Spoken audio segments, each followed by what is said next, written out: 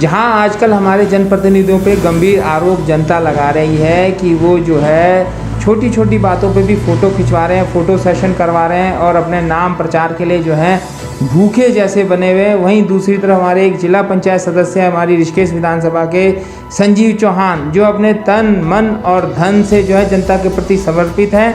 इस समय कोरोना महामारी में बहुत लोगों की मदद कर चुके हैं, कई लोगों की मदद कर चुके हैं। आज हमारे जो है मुख्य मेहमान संजीव चौहान जी हैं, उन्हीं से जानेंगे कि उन्होंने कोरोना पीड़ितों की आखिर क्या क्या मदद की, वो बताएंगे। संजीव जी, आपका बहुत बहुत स्वागत है। बताइए आपने क्या क्या प्रयास किए हैं कोरोना पीड़ितों के लिए।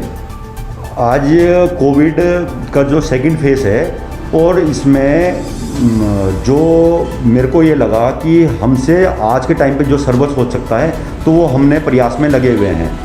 और सबसे पहले हमने अपना भारतीय जनता युवा मोर्चा उत्तराखंड का दिशा निर्देश के रूप में हेल्पलाइन नंबर जारी करा, जिसको हमने 24 घंटे, क्योंकि पीरियड ऐसा था कि इस समय लोगों का अगर आप फ़ोन में थोड़ा सा हिम्मत बढ़ा दोगे, उतने भी लोगों को हिम्मत मिल रही थी कि हमारा कोई फ़ोन रिसीव कर रहा है और वो हमको हिम्मत दे रहा है।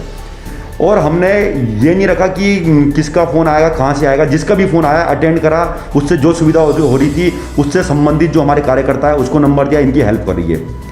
और उसके बाद दूसरा हमारा को जो ऑक्सीजन सिलेंडर की समस्या थी, ऑक्सीजन सिलेंडर की समस्या मैं आपको बता रहा हूँ। आप क्योंकि एक आंकड़े होते हैं, हम आंकड़े और एक बोलना होता है कि हमने करा 700 सिलेंडर से ऊपर हम प्रोवाइड करवा चुके हैं। मैं ये बिल्कुल चैलेंज के साथ बोल रहा हूँ। जो भी ये बोलता है कि ये सिर्फ आंकड़े हैं, बोलने वाले हैं, उनके सामने मैं खड़ा होने को तैयार हूँ। ये भाई साहब, ये 700 आप बोल रहे हैं, तो 700 लोग जो प्रभावित थे, जो ज़रूरतमंद थे, उनके लिए आपने सिलेंडर किए या अलग अलग कम लोगों के लिए 700 सिलेंडर प्रोवाइड किए? ये हो सकता है कोई जिनको वो हो, एक पेशेंट को ज़्यादा ऑक्सीजन उसको 2 कर दिए हों, मगर क्या कहते हैं, हर आदमी को हमने सिलेंडर प्रोवाइड किया, जिसमें 150 से ज़्यादा तो देहरादून के जो क्षेत्र हैं उधर गए हैं, कुछ यहाँ पे हमन से लगते हुए पहाड़ी क्षेत्र हैं उधर गए हैं, हरिद्वार के क्षेत्र हैं 40-50 उधर गए हैं। मतलब हमने एक सीमित नहीं रखा कि मैं ये सोचूं कि यार मेरा घर है तो मैं अपने घर को सुरक्षित करना है। मैंने कहा जो भी पीड़ित होगा, चाहे वो यूपी का था, चाहे अन्य राज्य का था, वो एम्स में आए थे, हमने उनको भी सुविधाएं प्रोवाइड करवाई है। ये आप देखिए यहाँ पे एक बहुत सोचने वाली बात है, संवेदनशील बात है कि जिस समय ऑक्सीजन की बहुत भारी कमी चल रही थी, लोग ऑक्सीजन के अभाव में अपने जान तक जो है दांव पे लगा रहे थे, उस समय जो जिला पंचायत सदस्य जो हैं ऑक्सीजन की आपूर्ति में अपने तन मन धन से लगे हुए थे। भाई साहब, आपको लगा कि कैसे ज़रूरत इसको पूरी की जाए, कहाँ से ऑक्सीजन मंगाए, कहाँ से आपूर्ति की, कहाँ से उनको उपलब्ध कराया, कैसे किया ये सब? जब ये ऑक्सीजन का एक पीरियड चल रहा था कि ऑक्सीजन शॉर्टेज चल रही है, तो मेरा जो ऑक्सीजन प्लांट वाले हैं उनसे संवाद हुआ, तो कुछ जो यहाँ का प्रशासन है उसने भी डिस्टर्ब कर रखा था।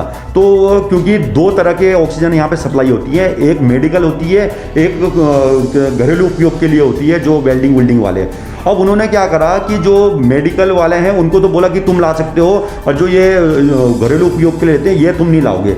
और मेरी बहस हुई यहाँ के प्रशासन से, और मैंने उनको बोला, और हमारे जो यहीं पे एक वो है इमली खेड़ा में, उनके 2-3 दिन से ट्रक फंसे हुए थे, और हमने प्रदेश नेतृत्व से बात करके वो ट्रक छुड़वाए, और जिसमें कम से कम हम अभी उस ट्रक के माध्यम से 500-600 सिलेंडर हम ला चुके हैं। अब आप ये बताइए, अगर ये अलर्ट रहते और वो रहते, इस कमी को अगर हम दूर नहीं करते तो यहाँ भी बहुत बड़ी क्राइसिस हो चुकी होती इसकी। और हमने घर पे बैठ के नहीं, सोशल मीडिया में नहीं, हमने फील्ड में जाके कि क्या कमी हो, क्यों सिलेंडर नहीं आ रहा है, उन्हें सिलेंडर है मगर ये समस्या आ रही है, मैंने हम सॉल्व करेंगे इस समस्या को। इन्होंने ऑक्सीजन की भारी किल्लत को देखते हुए उस समस्या का समाधान किया। इसके अलावा एक और एम्बुलेंस जो बहुत पैसा ले रही थी, वहीं एम्स से शमशान घाट 4 किलोमीटर का पड़ता है दायरा, उसी के लिए 2,500 से 3,000, 3,500 रुपये तक एम्बुलेंस पैसा ले रही थी।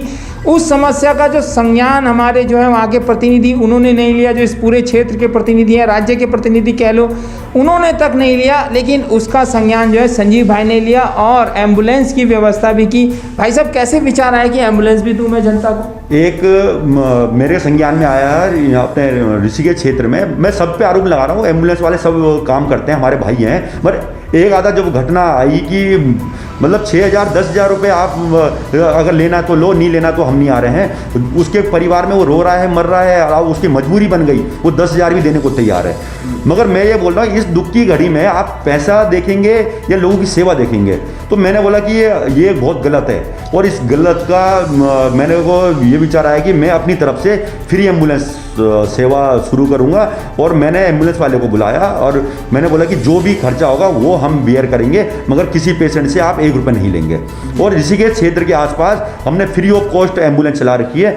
सिर्फ उसमें हमने एक ये कर रखा है कि कोविड पेशेंट होगा तो उसको सैनिटाइज के लिए बोल रखा है, क्योंकि दूसरा पेशेंट कोविड ना हो और उसमें हमको ले आए तो उसको दिक्कत हो, तो सैनिटाइज की व्यवस्था या तो वो खुद करें या ड्राइवर को पैसे दें, वो करवा के आएगा। गाड़ी साफ सुथरी रहनी चाहिए, तो एक व्यवस्था।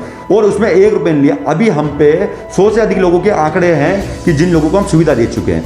ये सुविधा 24/7 24 घंटे की सुविधा है। और हमने ये बोल रखा है कि जिसको भी उसमें ऑक्सीजन सिलेंडर लगा रखा है हमने, उसमें फ्लो मीटर, सारी व्यवस्था दे रखी है। किसी को ऑक्सीजन की दिक्कत होगी तो उस गाड़ी में हम लेके जा सकते हैं। और ये जो आज के टाइम पे भी अगर जो पैसा कमा रहे हैं, मेरा ये मानना है कि इससे गलत कुछ नहीं है। ये भाई साहब आपने ना एक हेल्पलाइन भी नंबर भी जारी किया है जो 24/7 ओपन रहता है, वो क्या नंबर है, जरा वो बता दीजिए। ये हमारा पूरे उत्तराखंड का हेल्पलाइन नंबर है, भारतीय जनता युवा मोर्चा। ये पूरे राष्ट्र में चल रहा है, और उत्तराखंड का हेल्पलाइन नंबर जिसको मैं और मेरी टीम देख रही है 6397 181608। जी। ये हम लोग आपको रिपीट करते हैं 6397 181608। सब एक बहुत बड़ी समस्या आ रही है, कई गरीब परिवार हैं उनको राशन की काफ़ी समस्या आ रही है।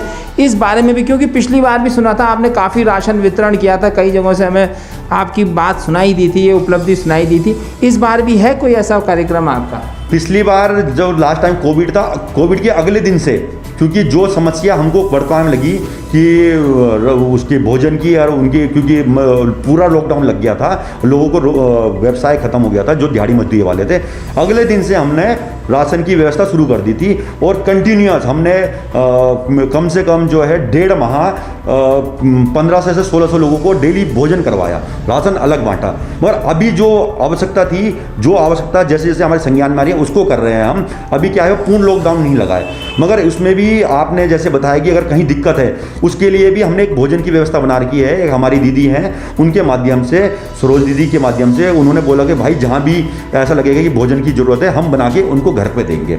और उसमें सरकार भी ने भी कर दिया कि 3 महीने का राशन सरकार देगी।